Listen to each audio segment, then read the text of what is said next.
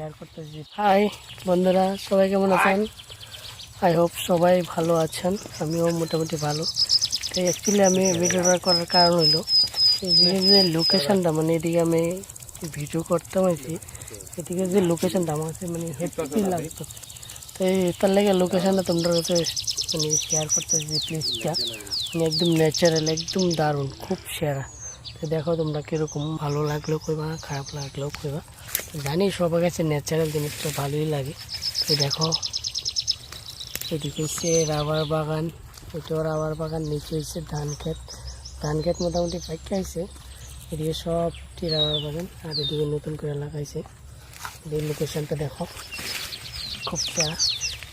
এদিকে কিছু গাছ আছে, কোনো গাছ, একটা কুকুর তারা আছে। সবাই ভালো থাকবেন, এতটুকুই।